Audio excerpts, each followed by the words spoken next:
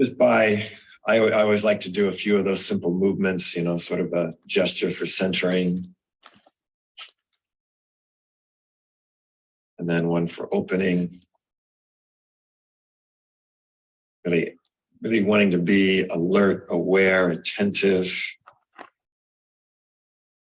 Then, of course, that key one of connection first to all of our own inner resources, our own inner intelligences, our cognitive intelligences, emotional intelligence, intuitive intelligence, but also that sense of connection to each other. And connection to, then, of course, the desired state that you would like to move towards. So that we're holding this space, a very rich and very creative space together. And maybe, Barbara, when you feel like, yeah, I'm present, I'm ready to get started, you can let me know and say, yeah, I'm here, or I'm ready. I'm ready. Thank you. Great. I see you, Barbara. Where are you? I am currently in Verona, in Italy. Verona. Fantastic. Been in Verona a number of times. Beautiful, beautiful city. Next time we get for coffee. Okay. So I think often a good way to start is simply to start kind of looking at the report and going over it together. So I don't know, Mickey, if you want to share the report there. Yeah, and let me know which part you want me to show. Well, this is a good start here. So what I see, Barbara, is it looks like the meta goal, the goal that you have is for reaching more profitability or financial robustness, which means you've got to be put on the mindset of the Steve Jobs and Jeff Bezos type. And as I'm looking at your mindset map, we say we always like to start with the meta mindset. And so as I look at that, I see that looks like one of the ones that's kind of being pointed out in red there is the ambition one. And I'm wondering, what was going through, or what were you thinking when you were rating that for yourself? What do you understand about that? This I think was the old one. So it was done a little bit longer time ago. Oh. But that's okay. That's okay. So when I did that, still I remember the question. Sorry, Robert, is what was going on when I was thinking about the ambition, what I was aiming at. Yeah, and it's showing it as red, meaning that could be an area for improvement.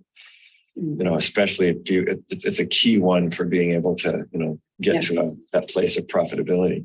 Yeah. So the challenge there, I remember that was to give a number.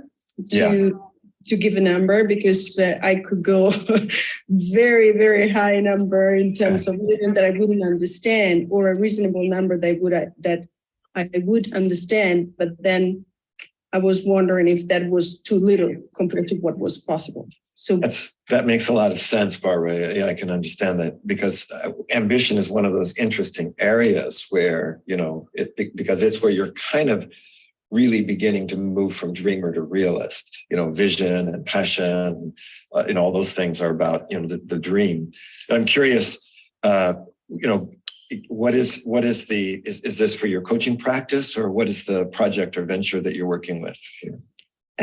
Yes, that was for the coaching practice, and it was for a new branch, let's say, of the coaching practice that had to do with the book that I published.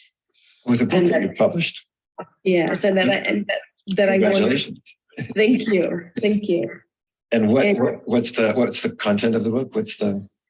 The book is about a process of healing and renewal as a consequence of the collapse of a marriage. Okay. And so this is a branch of your coaching practice that you want to grow and first to even to make profitable. And I think one of the challenges, by the way, with numbers is if you have forever, everything is possible. If it's till tomorrow, then that limits things. So one of the first things about ambition would be placing a time frame. And so, and again, one of the challenges in our pandemic, world here is, that things are so, often uncertain. So what people used to put as a 5-year plan, it's way too uncertain. So, what I usually like to do is to say, well, if you were to set a time frame, like, that you would like to really know that I am, reaching this level of profitability, would it be 6 months, a year? I think I can work with 1 year, 6 months, a little. Yeah. That actually, given that we're getting to the end of this year, that would make a lot of sense. So then if we were going to look at that as a time frame, maybe that would help to put some numbers. Now, and what is it that would be, your ambition with this? What would you like to do with this book and with this? Okay, so I honestly would like to reach 1 million people globally. So 1 million people in a year. No, that would be probably too much in a year. So, but in 3 years, 1 million people could be. Okay, great. So but actually that gives us a very interesting thing to begin to think about. So if I would really truly want to reach 1 million people, now when you say reach that 1 million people, do you mean having them actually buy your book? Or having them read the book. Yeah. So what, have 1 million readers within that 3-year period? Yeah. And now from a perspective of profitability, what does that mean in terms of financial reward for you? Because you could give your book away, there's a lot of ways that you can get those readers. So what is it that you would like to have from a financial perspective, since that's sort of your... Yeah. That will be sold as well. Yeah. And do you have a publisher, or are you publishing it yourself? How are you distributing the book? I have published myself in Italy, waiting for the response of a publisher in Italy and a publisher in China who is now looking into the book. It has already been translated into Chinese, and they are looking into how to market it in China. That's why I think of 1 million as a realistic number, because China is involved. If you get Chinese readers. Yeah. Well, I'm curious though, since again, this is on profitability. What would that mean to you in terms of financially, in terms of money? What is that? Is it $1 million? Is it $5 million? What would that mean if you reached it? What would be the financial it would be, I calculated, could be at least 4 million, because if the book is sold for even $1, it's okay. So you have, it could be 6 million if we reach, 1 million, and it could be as simple as that. Yeah. So although with a publisher, you get a percentage. So yes. So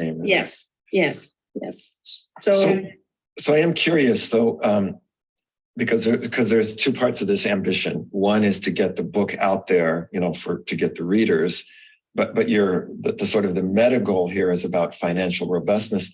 So if we look at 3 years to get 3 million readers, though, what would be your goal financially? With this, do you need to be making money off of this book, or is it something you like to do or that you need to do? So kind of curious if you look to the next year. No, I would love to make at least $1 million from this book. Yeah. Okay. At least $1 million from this book, because that in my mind will generate enough cash flow for me to operate the business without then having to Right. work. And I have a standard that I in my mind, 1 million will give me peace. Okay. So I think that's a really worthwhile ambition. So I think we can begin to nail that down to say, all right, within 3 years, if I'd like to make $1 million, or at least, I want to make $1 million from this particular book. And so now, as we're looking at some of the others, it's saying that, well, for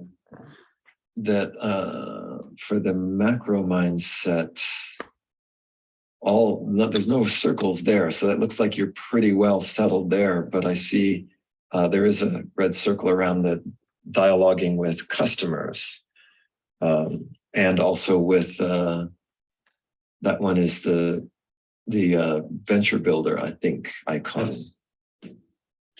So having an infrastructure in place to be able to, really expand. Anything, in fact, I'd like to do a little bit, would you mind, Barbara, if we stood for a moment? Sure. And because what I'd like to invite us to do is to actually sort of move into that future and really look at if we start to focus on that, what will be some of the things that are clear about what need to be in place. We're not going to be looking at the actions yet of how to put that in place, but we want to sort of look at what needs to be there. So if we were to sort of kind of come from a coach state in the present, and maybe even take like a couple of steps as if you're stepping into that future desired state, that if we had a call 3 years from now, and you were able to say to me, hey, Robert, guess what? 1 million sales worldwide from my book. What would that be like? Do you intend in the sense of how would I feel or what it would look like? What is going on there? Why don't you actually maybe Nikki, can we stop sharing as well? Because I think it'll be a little easier for us to.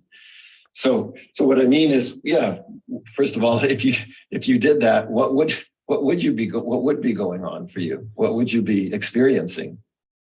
It would be a lot of excitement, passion expressed. Yeah. It will be clearly a team there celebrating, and it will be a team in China and partners in China as well in the English-speaking world. Yeah. So in Italy, China, and the English-speaking world. Yes. And if you were going, and you said a lot of excitement, if you were going to show that with a gesture or something of your body, what would that be like? And if you have that feeling of ambition, I did it, really did it. Yes. Yeah. I did it. That's great. Everything is open. Yes. And as you kind of think about this, and you have these 3 teams celebrating, you said there's these teams here. Who are in these teams? Do you know who that is? Are these people that you know? Some of them are there already, so I know them, and they are working on hard right now. Yeah. And they are at the moment in China and here in Italy. Yeah. And I will need to build more the English-speaking world. Okay. And yeah. And yeah. Yeah. And so how big are these teams? I'm curious. Oh, in China, there are 3 people that are currently working on this. There is my associate, who is the one who translated the book. There is the publisher who's looking into the book, and then there is an organizer of events who's looking how to create events to talk about it. Great. So if we're here in the future, because this seems to me to be important, if we're in the future looking back, how many of these events have you done? Wow, I've done many because once I go to China, because it is possible to travel again. Yeah. So once I go there, I will do all the major cities. So and So in how the many, let's put a number there. How many cities in China have you, So- 3 years from now, how many cities in China have you done your events? probably I've done my event for sure in the three main cities that I know: Shanghai, Beijing, Shenzhen, and in the Guangdong province. So would be probably maybe 3 or 4 in Beijing, 3 or 4 in Shanghai, and the same in Shenzhen. So let's say 10 to 12. Yeah, great. 1 year. 10 to 12 per year. Yeah, is that a lot? Yeah, great. Now, what about in Italy? Do you do events in Italy, and do you have a? Oh, in Italy, I will do just Milan and Turin, probably. Yeah. Maybe, yeah. And how many events per year? In Italy, maybe I'll have 6. 6. Okay. And then what about in the English-speaking world? The rest would be in the English-speaking world. So in the English-speaking world, we do as well 6. 6 per year. Yeah. Is that a lot? Well, I mean, for somebody like me who does many events per year, it seems doable. But I mean, the important thing is because we're setting your ambition. We're just saying, so from your ambition, that is what I want to be able to do. That's the ambition. So 6 per year in Italy, 6 per year in the English-speaking world, and 12 in China. Yeah. So that's important. So that's going to be part of my desired state and that's my ambition. And that's how I'm going to reach. It's one of the ways I'm going to reach this goal of, $1 million in 3 years. So anything else that you're aware of as you stand here in the future, just kind of putting yourself one more time in that future and saying, okay, so I've done these events with these teams. Anything else that we can put is where we think of these key performance indicators. Anything else that we can put a number to that goes here? Do you have any sense of how much will come from these different, from Italy, from the English-speaking world, and from China? How, will it be the 500,000 in China and the rest between the other two, or how do you? And again, what is your ambition? If you think about this remember, this is an ambition perspective. This is what I want to be able to achieve. Yeah, I would say that probably I would do 500,000 in China and the rest split maybe 300,000 in the English-speaking world, maybe 4 in the English-speaking world, and the rest is Italy. So 4 to 1 between the English-speaking world and Italy. Great. So again, as we really kind of because again, if we think about this, we're wanting to put on this mindset of a Steve Jobs and a Jeff Bezos, and neither of them thought small, obviously. And there was really this desire to get out there and really bring something into the world. So that's kind of that meta mindset that we're wanting to take on. So as you're thinking about that, anything else come to you as you are here in the future and you're having that, again, that excitement and that gesture, that celebration. So you've done these presentations, you've sold these copies. Anything else that is here? All the people, let's say a percentage of people who have attended the workshops, the event, and that have read the book, they want to take the program that goes with it, right? Uh-huh. So there is a program that follows, and it is written in a second book that I have started already writing. So that seems important. So by 3 years, you'll have people in these workshops. Yes. Yeah. Yes. There will be workshops. Anything you can say about how many workshops and how you would like that to be? Can we do per year and in total? Yeah. Well, I think there will be probably once per month. Okay. one workshop per month, which is step 2. After Yeah. the event, step 2. Yeah. So when would you be starting to give the workshops in this 3-year period? So 3 years from now, we're there. How many, I mean, you started, how many have you actually been able to do in that? In this 3 years? I've done a lot the first year, probably with it only 12, because we want to get it going, and with it we tested in all 3 countries. Yeah. By the second year, we were set, and we were rolling out probably 6 workshops per country, so 18. Right. Right? Okay.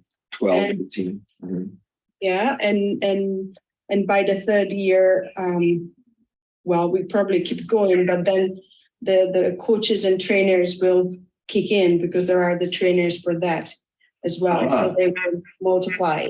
So you'll be training trainers that Yeah. by the third year, you'll have trainers then that are also going to be doing these Yes. workshops. Great. Yes. Great. That they will have had the time to see the process at least once and go through the training. Yeah.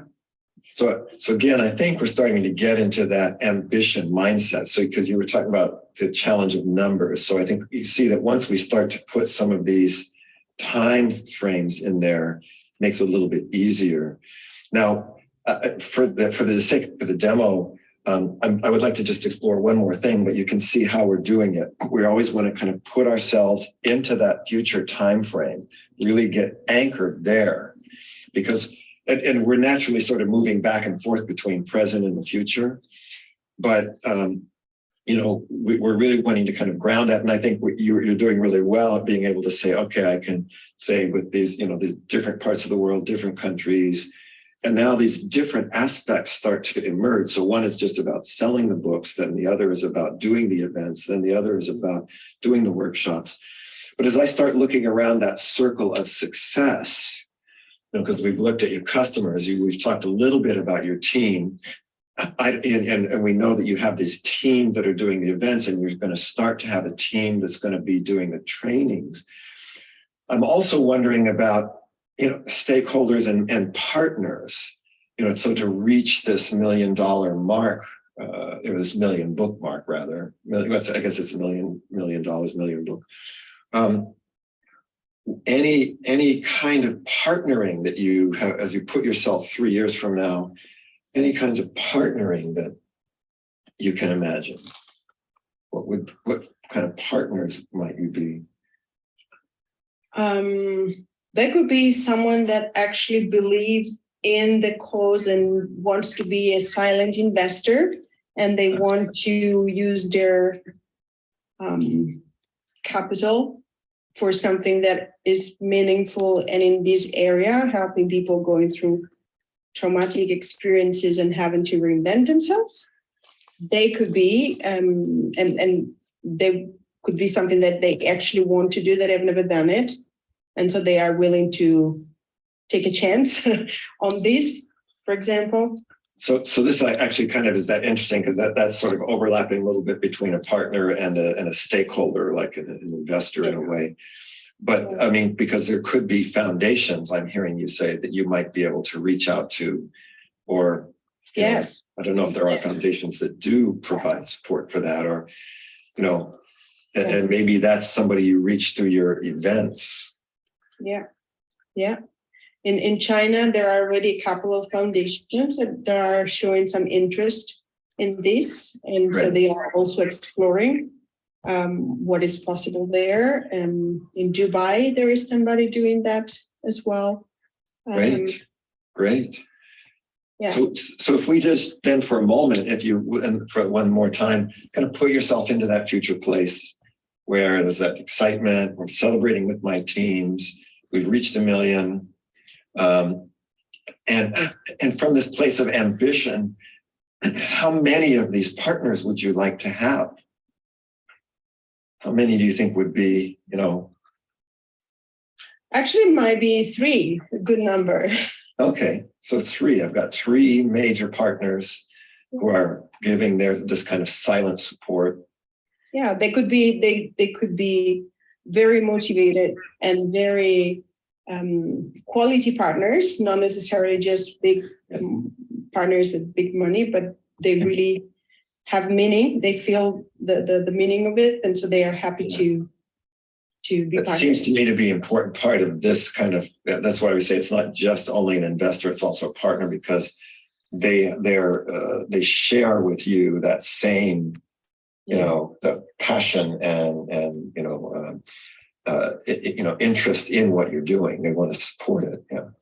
Yeah, great. There's really a sharing of the cause. Yeah, sharing of the cause. That's right. So great. So I mean, again, we could go, I think, and keep looking a little bit more, but I think this is a really good start. And the thing I want to remind you of, both as the coachee, but also as a coach when you're doing this with others, is especially with ambition, it's really helpful, to get those numbers, right? It's really helpful to start anchoring it in time. And here we're doing it physically, like these 3 steps into the future. Here's this time. And then that makes it a little easier to start looking at, okay, year by year, what has to be in place. And then we're starting to go around that circle of success and saying, okay, how many, because one thing I might even ultimately explore with you would be, can you do this with just these teams of 3, or do you think the teams will grow? And we could also say, exactly in 3 years, how many trainers would you want to have, et cetera. So those are some other places where we start to get those numbers. And I'm just also curious, from your perspective, Barbara, what has been, what has come from the session? What would you say is your biggest takeaway from what we've done? First of all, thank you very much, Robert, because it was not easy.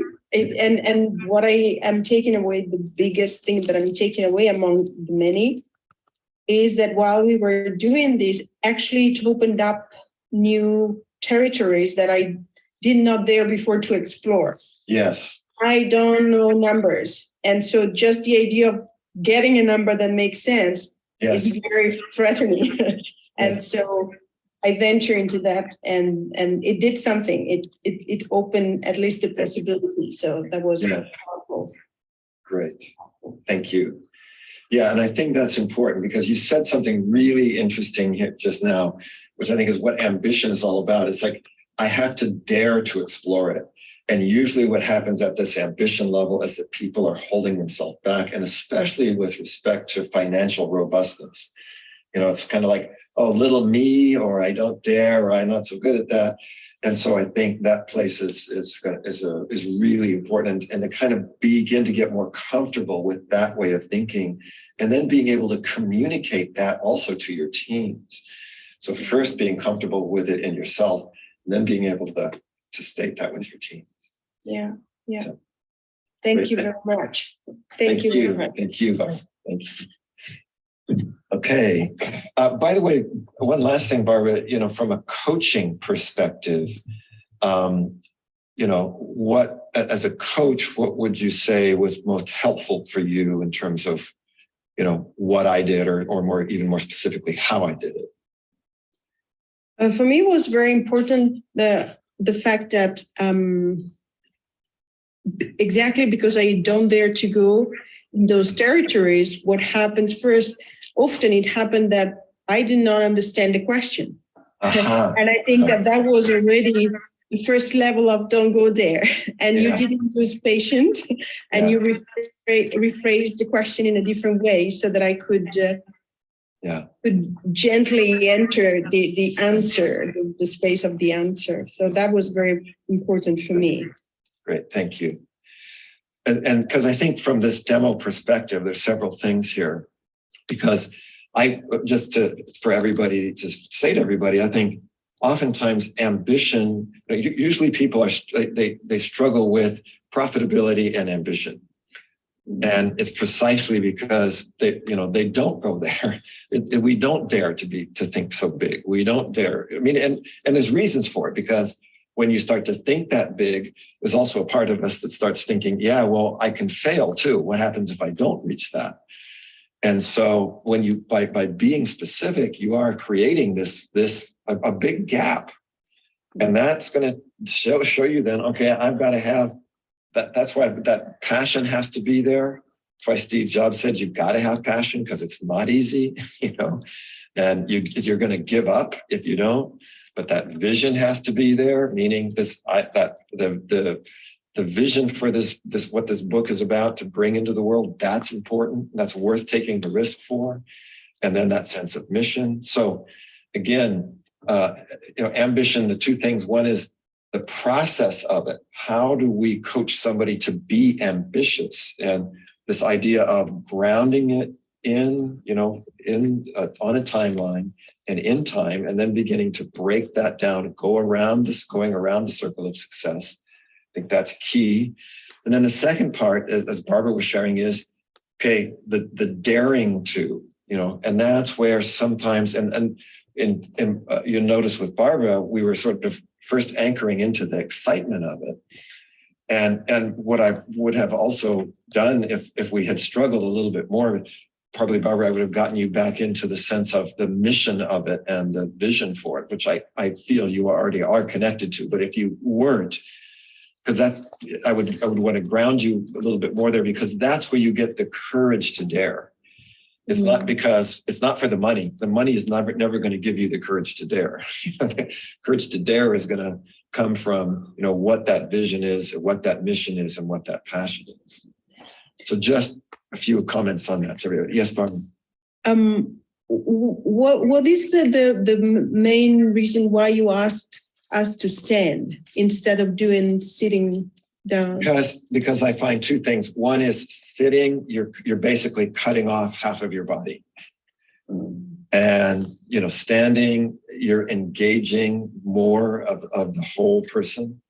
Also, you can move on the back and forth on the timeline more easily. I find that when you're just sitting, it becomes more passive. It's more intellectual. There's a lot less of the somatic aspect that is engaged. Got it. Thank you. Yeah. So maybe if everybody wants to turn on our cameras again and to see, I don't know if there's any, because I think what we'd like to do is go to the breakout rooms and